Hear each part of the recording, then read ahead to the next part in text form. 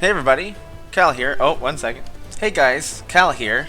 I am doing a deck tech on an update, but real fast, I just want to say the community in this game is really awesome. This guy Etimanenki, I hope I said that right. Like, he's probably the fourth. I'm assuming it's a guy. Maybe it's not.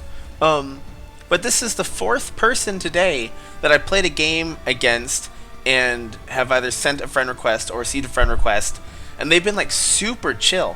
I mean, you guys saw Legion. He was in the video today.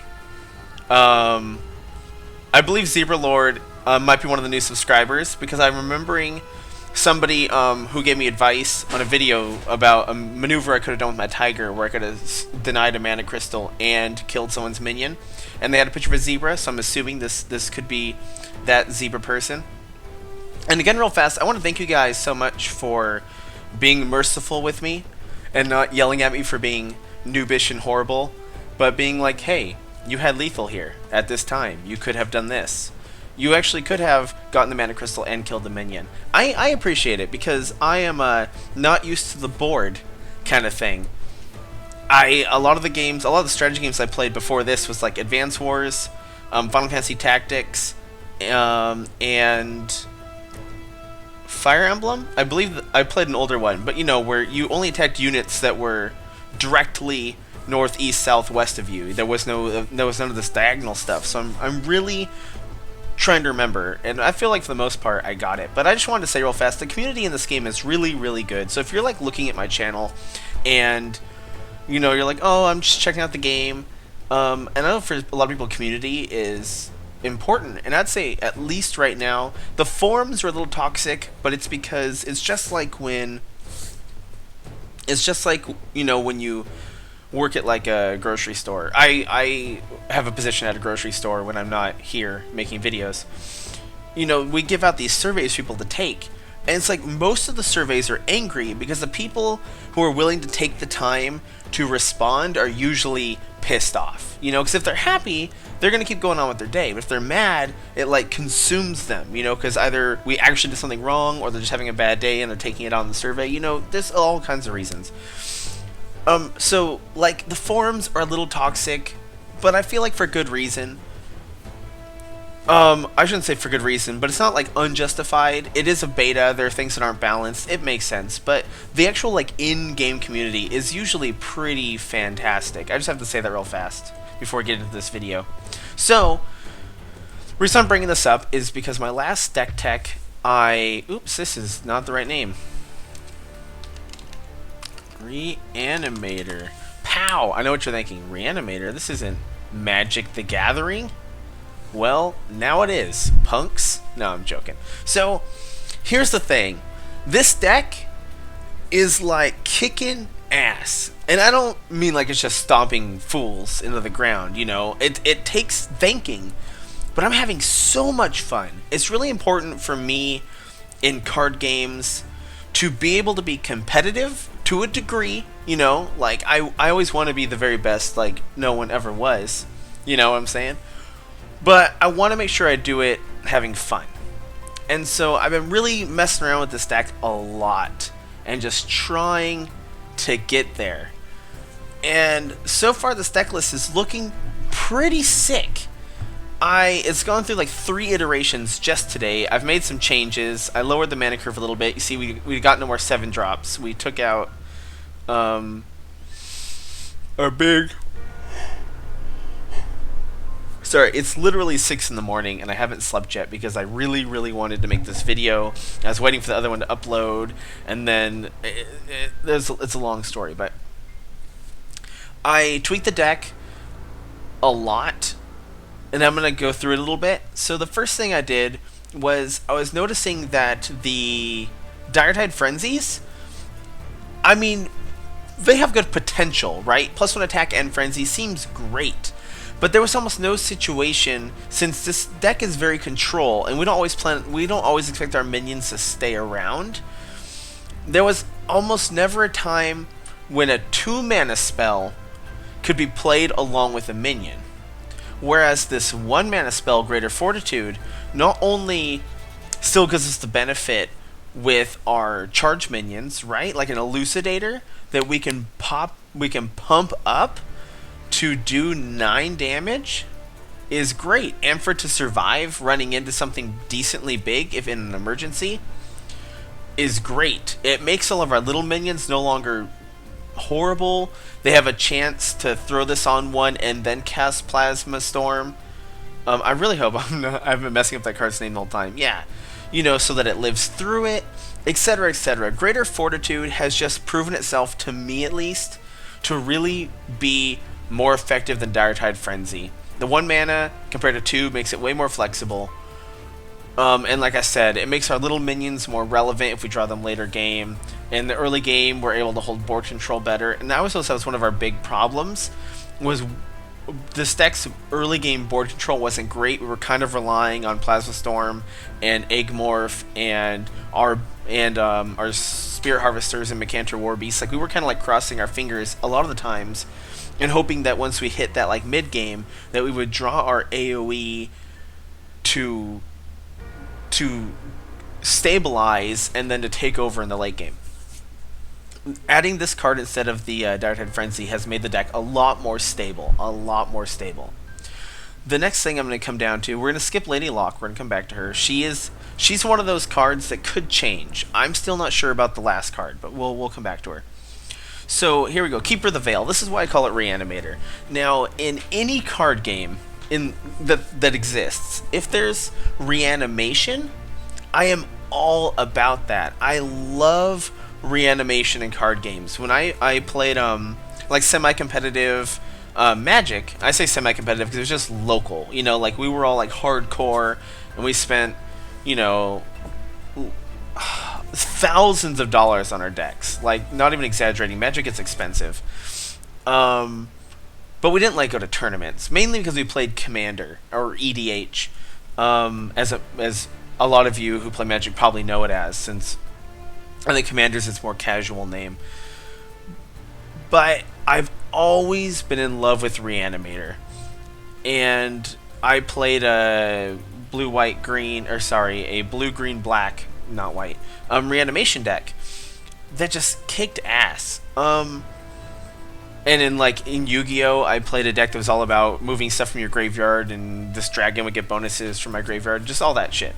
So I was looking on the forums for good cards that synergize well with Magmar, and a lot of decks I saw had this little cute white fox pony unicorn thing, and I was like, what is that? So I came in, I was looking at all the cards in craft mode, and I saw her. It looks like a she. It could be a really fabulous man. I don't know. It's an it, maybe, even. But I was just like, oh my god. Summon a random friendly minion destroyed nearby this minion? What? And I know. Obviously, the card's good, because I saw it in a lot of deck lists that were S rank and gold rank. But the crazy thing about this is the value, right? So the dream is, and this happens way more often than you would think because we are running 9 minions with Rush, is you drop Keeper of the Veil in a pinch and then a Rush minion comes out. That happens quite a lot. Early game, we throw out a Saberspine Tiger on turn 3. We use it to deny a minion. We throw out an Elucidator on turn 4. We use it to kill a bigger minion. Our opponent removes the Elucidator. Then on turn 5, we drop the Keeper. And we either get our Saberspine Tiger, or we get our Elucidator back.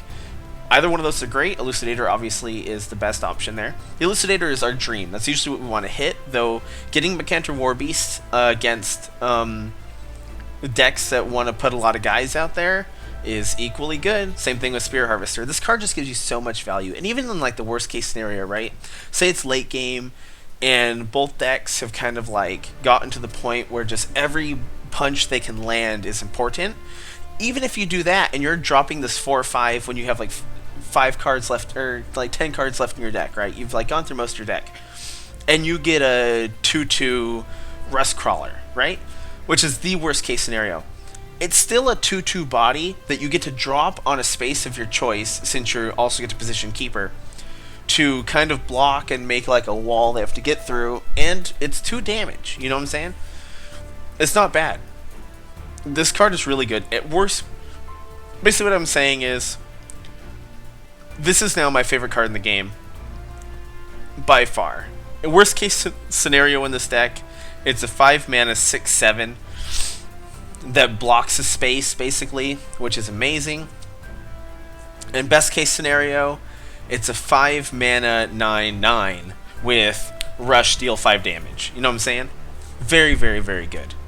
Everything else in here, I believe, is completely standard except for Lady Locke. So Lady Locke is in here for the same reason that the Greater Fortitude's in here. She kind of is a Greater Fortitude herself, but like a consistent one. So a lot of times, we only want our crossbones usually in the Mechazor matchup, which I wish I had been filming because I've been running into Mechazors not too much tonight, but Crossbones has been putting in some work. I've had quite a few concedes after casting Crossbones against Mechazor. I guess they didn't have good hands, or maybe they were just salty. When I say salty, I don't necessarily mean it in a derogatory way, like, oh, they were just salty, they quit. I just mean, like, I understandably upset. I would be upset too. Like, if I was playing, like, a cool deck and someone just, like, shut down my thing. So I hope that doesn't always seem like I'm being a jerk. I don't mean salty in a bad way. But what Lady Locke helps us do is, another problem I noticed with the deck we were having was late game, when both of us were really low on HP, or when we just needed to hold out for like one more turn so that we could drop our 2 Emerald Rejuvenators, to get some burst heal and stuff like that. Our opponent was able to just kind of like push their way through our minions and then hit us. So not only is Lady Locke relevant in that if we cast her late game, not only that she gives things provoke, right? But a lot of the times, our early minions, which I was trying to say, Crossbones, Rust Crawler, Healing Mystic, Repulsor Beast, and Saber Spine Tiger, we only really want to see those early in the game. And once the game hits the later stages, we're cycling them a lot, unless they're necessary. And what Lady Locke does is makes it so that later in the game, when we have those in our hand, they aren't completely garbage anymore. Sorry, I'm trying not to yawn. They're not completely garbage anymore because, we can drop her and we can drop a couple of them and they get a buff and then they get provoke. She just kind of potentially can fill a little niche role. Since I only have one of her, because right now the deck really just has this kind of slot where something can go and we're not sure where it is. Which is where the dragon was, and now it's Lady Locke. We'll see how it goes, but right now this is the deck's iteration, and this has been the best version of it so far. As you saw, that guy was in Gold League. That was my first time ever fighting somebody in Gold League, and I'm currently in Silver, High Silver. I'm just on the cusp of being Gold. I'm like right there. I'm in 12, I believe, almost 11. I've never been that high on the ladder before. Granted, it's my first season playing, and like I said, I'm rather new to the whole thing, and I don't always have a lot of time to play.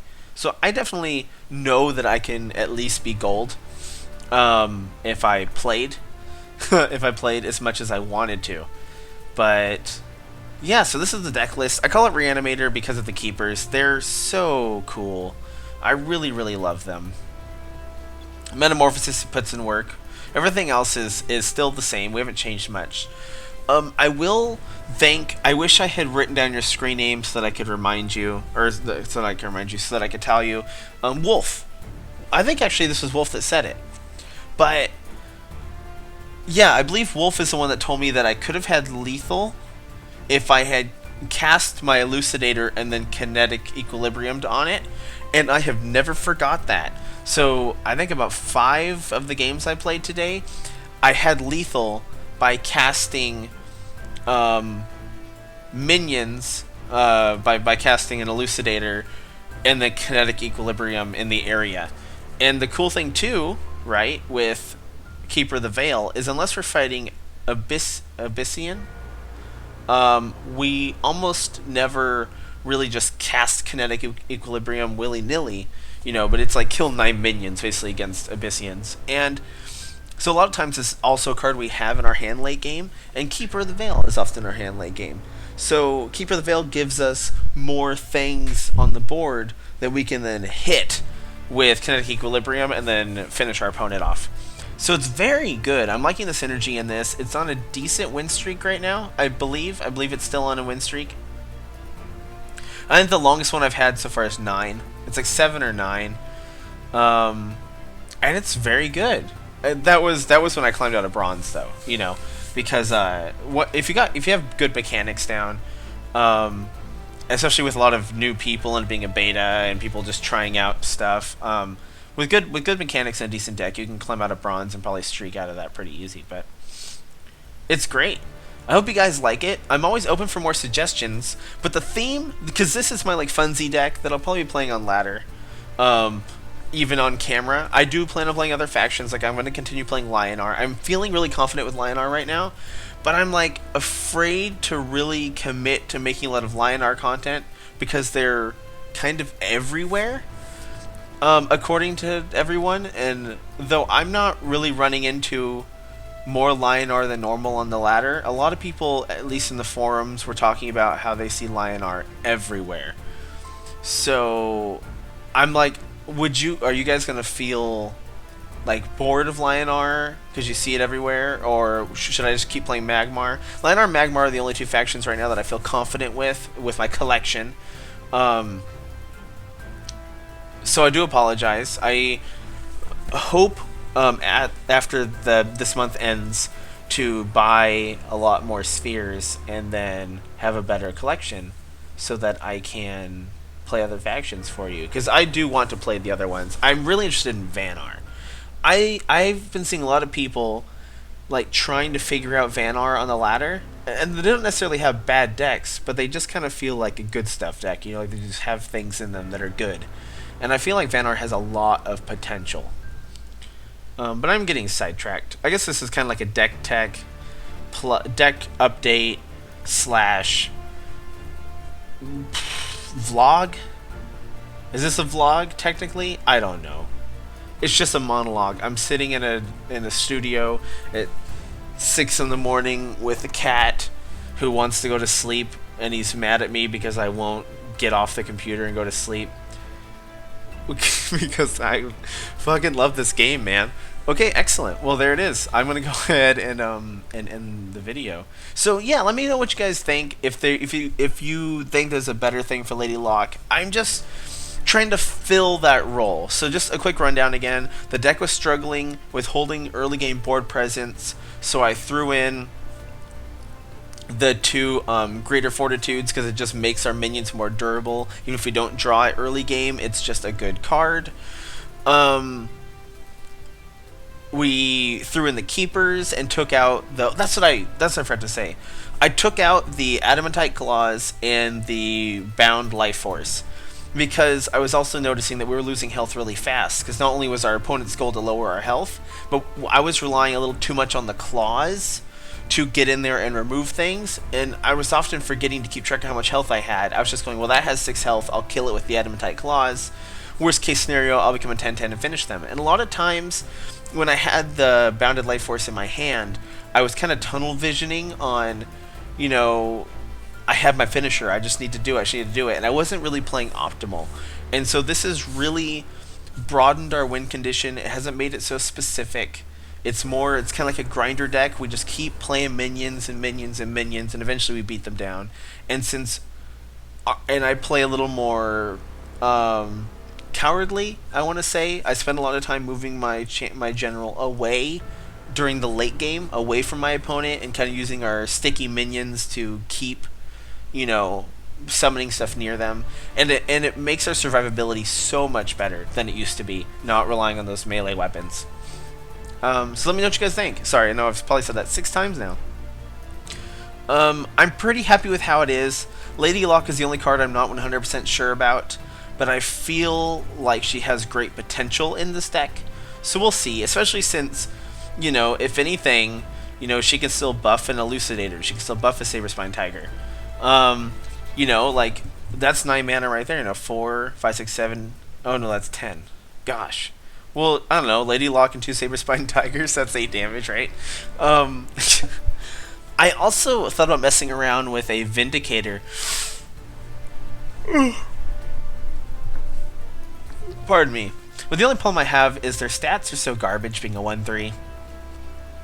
I feel like any removal spell is going to kill it. It's not going to stick around. It's only going to give one thing rush, basically, and then die. None of our minions already have rush. It just didn't seem worth it to me. I'm sure it'd be worth it in a deck where you had like some big stuff, like if we were running the Elder Slithars, the legendary one, the 8/8 and stuff like that, because you could just charge them. Um, but then again, that's 10 mana and you only get 9, so I'm not really sure. Oh, that's right. That deck runs Flash Reincarnation to get stuff out with the Vindicator. That makes sense. I forgot about that. Alright guys, excellent. I'm going to stop rambling and start editing this so that I can go to sleep finally. Because I had to do this. But I hope you guys enjoyed, and I will talk to you tomorrow.